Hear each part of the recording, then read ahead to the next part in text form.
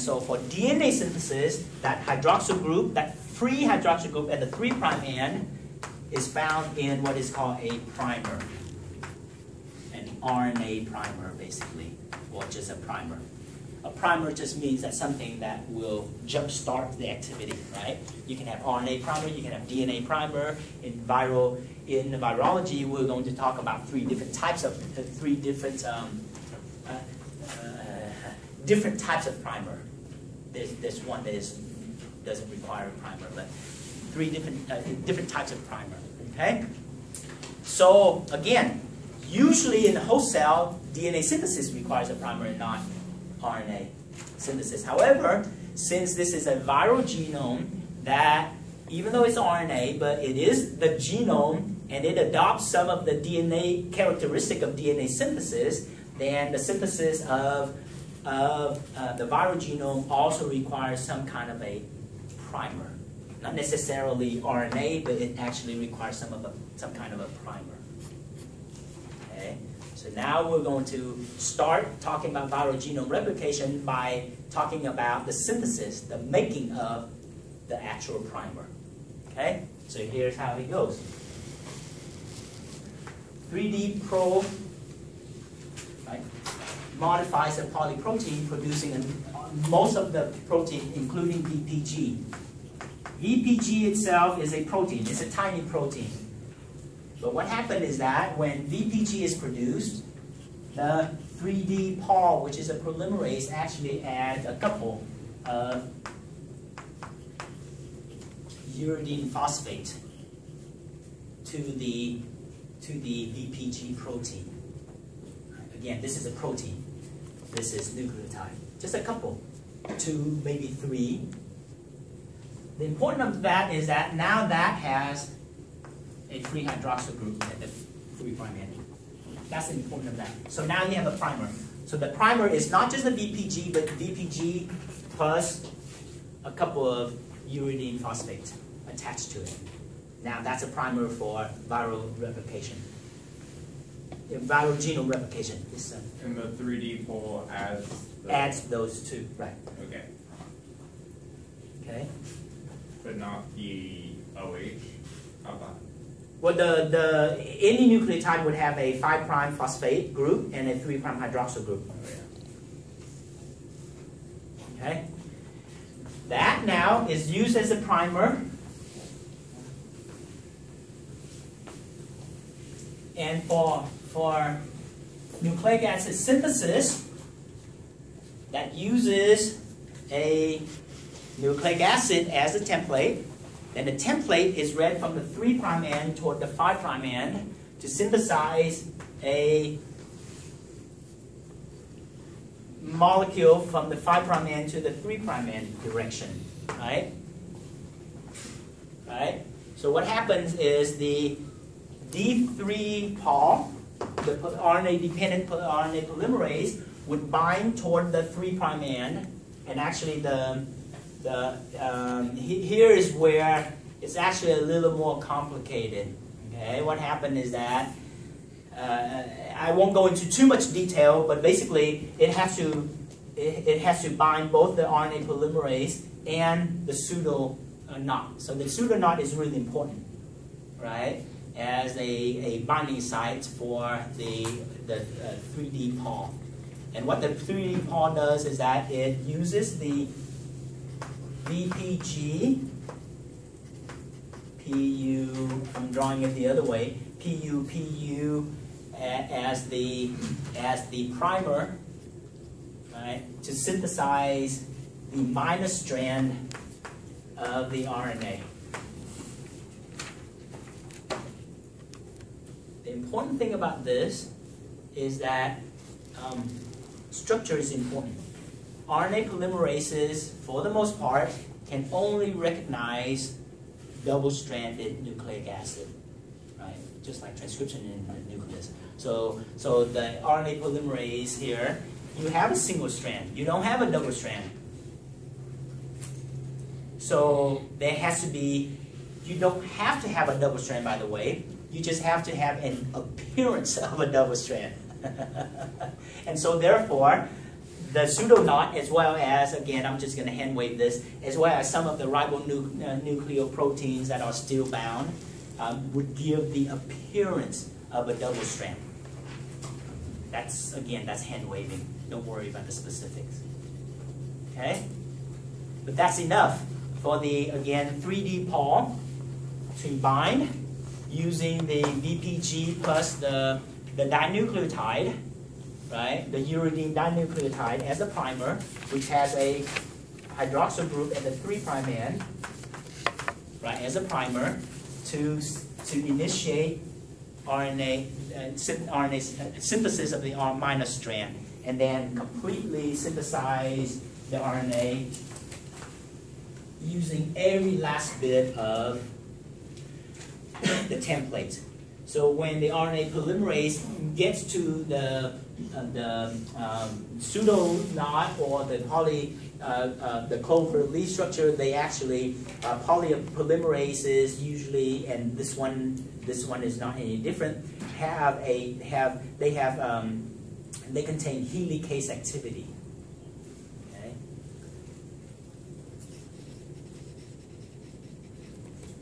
And again, it's a little bit more complex. The virus actually has its own, produces its own helicase activity, but that's okay, don't worry about it. Just know that there is a helicase activity, right, that then can undo the clover leaf structure here so that the RNA template is now single-stranded long enough for the synthesis across that clover leaf structure. Yes, sir? Sorry, what did you say contains helicase activity? Right, so there is a helicase activity. How's that? What usually RNA polymerases has its own helicase activity. It's a 3D Pol. Right, 3D Pol. It just happens that for 3D Pol specifically, it actually has a separate attached helicase activity. But again, you know, polymerases usually have multiple subunits anyway. So far, so good. And then after the synthesis of the minus strand, this is the intermediate structure. This double-stranded RNA doesn't exist for very long. It's very brief. Okay, but it exists long enough for the same 3D Pol to bind, and then also using the VPG plus the uridine dinucleotide with the free hydroxyl group at the 3' end to carry out synthesis of the now plus strand, so this is minus strand, plus strand RNA multiple times.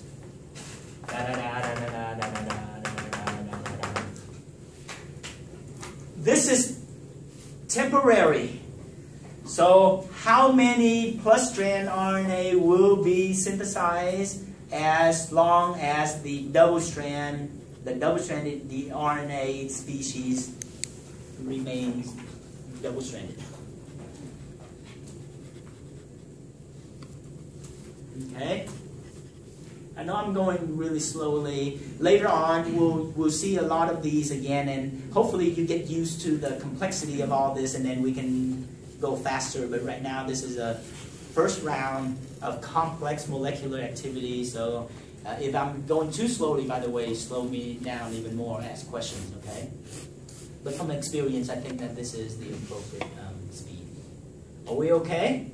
So now, what are you talking about? You're talking about, you started out with just one plus strand RNA, forming one double-stranded RNA intermediate. Now you get dozens and dozens of the plus strand RNA. Yes, sir? Is there creation of only one minus strand to bring off a bunch of templates? That's the next step. Yes, ma'am. That's the next step. You said something about the same 3D polymerase binds. Right. Do you have the same one going all the way? Oh, not the same one. Not there are multiple molecules of all of these proteins. Multiple molecules of these proteins. Okay. No. It has to be finished first before it occurs the other way. And so your question is, once you have the plus strand RNA, many of the plus strand RNAs will be packaged into virions, but some of them will be used as a template for more minor strand RNA, just a few of them, right? And then the double-stranded RNA intermediates now again is formed. So you have a few, not a lot, but a few double-stranded RNA intermediates formed to exponentially produce plus-strand RNA, the viral genome. And I'll tell you why that's important when we talk about the clinical application. So back and forth a few times, but not too many, and that's a good question, not too many minor strands will be produced. Therefore, there aren't too many double-stranded RNA intermediate produced, but each one will be used over and over and over again for the synthesis of a lot more plus-strand RNA. Okay. You're talking about after about 4 hours. So, I don't want to give you the punchline. Okay, we'll get there when we get there. Okay, are we okay so far? And then these plus-strand RNA, can they be used for more polyprotein synthesis? Of course, yes, absolutely. Right? And then are the poly-RC proteins and poly-A binding proteins still exist? Yes. And these are the same proteins, host proteins, that are produced through cap-independent initiation of translation. You see the connection there?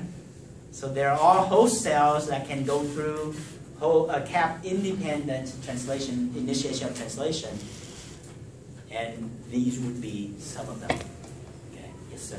So 3D pol binds to the double-stranded intermediate to make more plus-strand RNA, not just the minus-strand RNA on its own. Right. Oh, double-stranded. Right.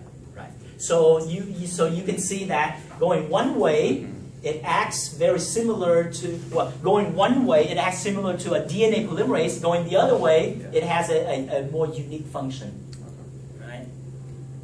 So viruses, a lot of time they do that. They evolve so that they can change. The viruses evolve a lot better than we do. Okay? Are we good so far? I know it's dense. I know it's dense. Bear with me. We're almost done. And then we'll go get to the more fun stuff. We're good? Okay. All of this, we haven't talked about the exact location. If you look at the cell, and you have the nucleus, now I'm going to draw this, and then the Golgi apparatus. And then you would have vesicular transport, right, all over the place. You have vesicles all over the place, including all the way out here. Think about timing, think about where things occur. When the virus comes in and it breaks through the endosome, is the virus.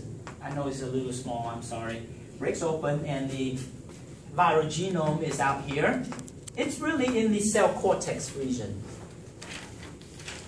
Really, right? It doesn't go all the way over here. So what happened is that everything that happens, translation and RNA synthesis and modification of polyproteins and all of that actually occurs close to vesicles. So some of these proteins, and again, additional viral proteins actually allows the machinery to latch on to the cytosolic surface of vesicles. Why is that important? It's important because you want to localize, right? You produce viral genomes separately from producing viral proteins. If you produce them in all different places, what allows these various components to come to the same area, right? And this is it. Is that because synthesis of everything occurs roughly in the same area. So now that once you have the viral genome and you have viral proteins, guess what? The virion is going to be produced. Now you're going to have virions being produced. Lots and lots of them. Okay?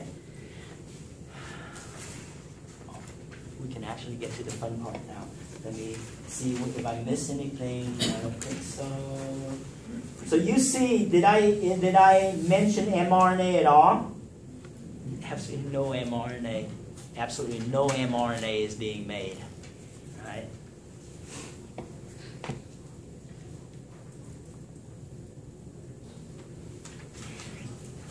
All right.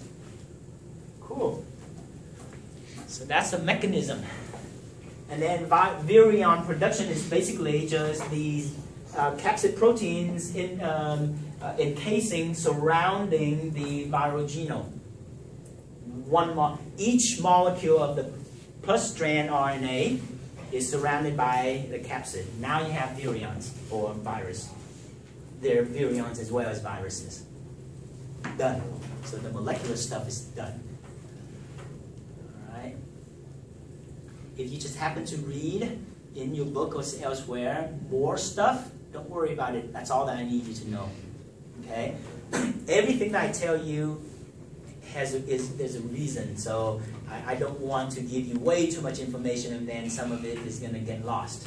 I do. The reason might not be now, but later on, because we compare different strategies, right? So everything that goes on here, this is for polio virus. When we talk about minus strand virus, it's going to be slightly different. Some of it is going to be similar, and some of it are going to be similar, and some of them are going to be different. And so the similarity and differences in the strategies is what I actually focus on. Okay? So be aware of more contrast and compare and contrast. So are we ready to talk? And yeah, I'm just going to brush through. If we're not done, we can finish on Thursday. But let's start talking about some of the clinical application of this. Okay.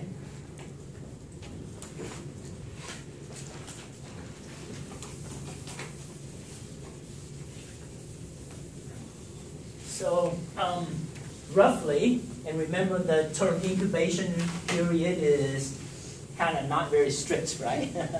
So roughly, it's been defined that the incubation period for poliovirus is, I think, something like 7 to 14 days or something like that. So about a week to 2 weeks. So you expose to the poliovirus, and then about a week or 2 weeks later, start seeing symptoms. Okay, and the book says, I didn't even know this until I read the book, that 2 days, some incubation time. The quickest would be 2 days, up to about a month. Right. So that's basically what that is. But again, remember everything from gaining access to the susceptible cells and attachment and entry and all of that. What are the chances of all that occurring? Okay. So poliovirus actually are enteroviruses. They're enteric. So entero or enteric, enteroviruses, or they're enteric. That means that they attack the lining of your digestive system, mainly the small intestine.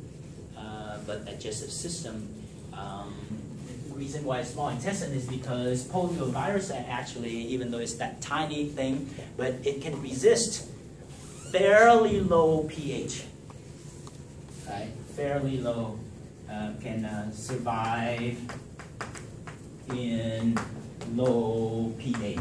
Maybe not as low as the stomach, which can go all the way down to 1 or 2. But small intestine can be about pH 4.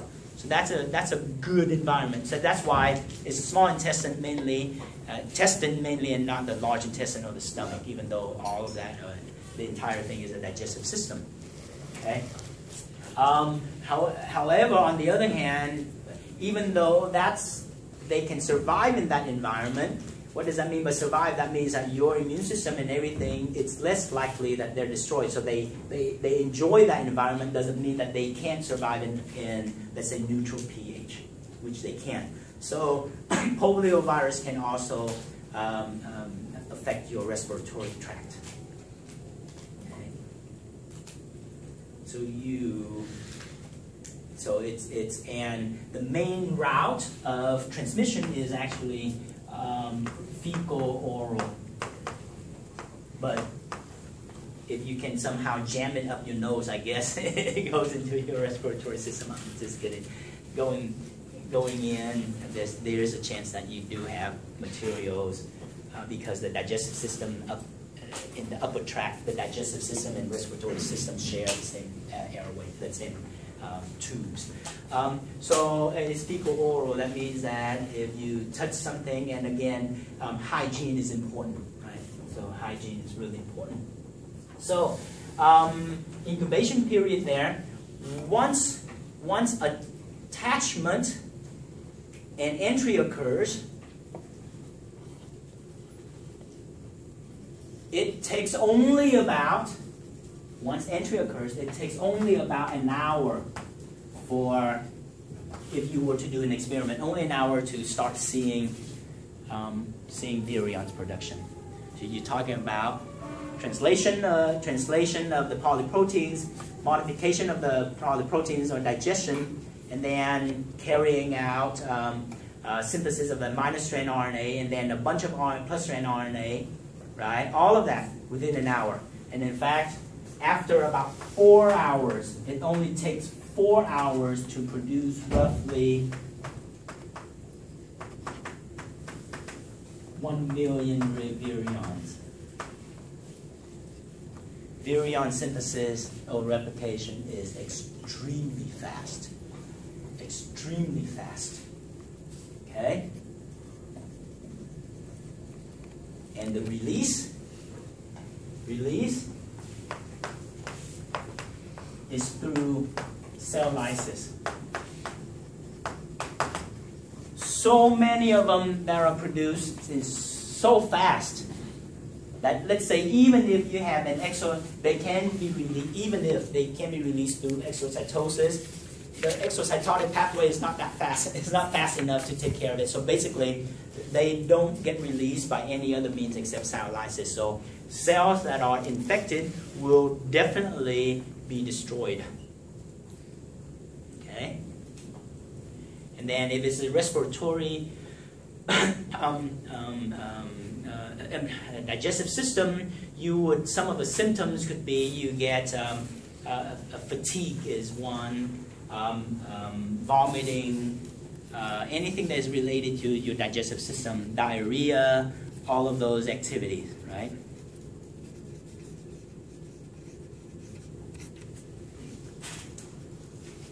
Can I say one more thing and then I ask you a question? Now, you're talking about one epithelial cell in the small intestine. It only takes one. After 4 hours, you have millions of them, and guess what?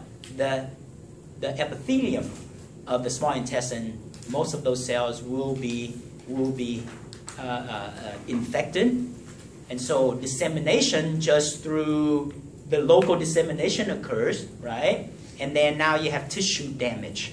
That's why you have those symptoms, vomiting and fatigue, because, well, you can't absorb any nutrients, and also diarrhea. That's a big one. Okay. Yes, sir. We're going about mechanism which causes cell lysis. Like, what proteins cause the cell to burst? Or it's just like the volume of this volume? There's so much of these things that causes the cell to burst. Okay. It's not like a mechanism. No, it's not right. It's not a regulation thing. It's just so many of them. Yes, sir. Is that tissue damage how it's entering the nervous system, or is there a secondary pathway? Well, the tissue nervous system will be damaged as well, but we're not quite there yet. We're almost there, but not quite there yet. Okay. So the only thing though is that it's hit or miss. So some people might be polio virus positive, or might have polio virus, but are asymptomatic for a while, right?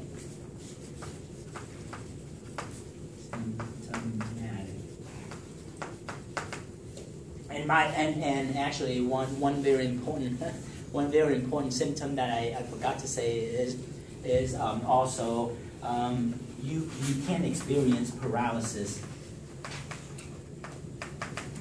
And the pyrolysis, in this case, we're not talking about the neurons yet. Pyrolysis could be pyrolysis of your smooth muscle cells. Okay? So you have pyrolysis. Maybe your skeletal muscle cells, maybe, if it somehow get there. Again, without talking about the neural spreading yet. So pyrolysis again is due to tissue damage of the muscles and the smooth muscle cells. Very different from when we talk about neural spreading, that type of what we call poliomyelitis. Okay, so far so good. So again, at the beginning, that's what you get almost immediately. So within, as early as 2 days, but usually after a week, if you're infected, chances are you will experience these activities. If then there are treatments, or at least there are medical, chemical stuff that you can use to address polio infection. Okay. So then but the bad disease is paralytic poliomyelitis, which is people call it polio, right? You have polio. That's what it is. And polio is when your skeletal muscles are not functioning. It could be, polio can be localized in, let's say, one leg, the other leg, an arm, maybe a combination, or it could be systemic paralysis. Right? So all your skeletal muscles are affected. Okay, yes, sir. Back to asymptomatic. How do you be asymptomatic if you're slicing your smooth muscles? There are a number of things, and we'll address some of that. Your immune system could be very good, right? Even though you have that, first you get enough cell lysis, but your immune system can attack not only the virus but also cells that might be infected. So your immune system can be pretty darn good, because we'll talk about the fact that you have antibodies that are always around, and also lymphocytes that are always around to battle against it. So people who are asymptomatic, that is definitely more than likely that's what happened, is that you have very good immune system. So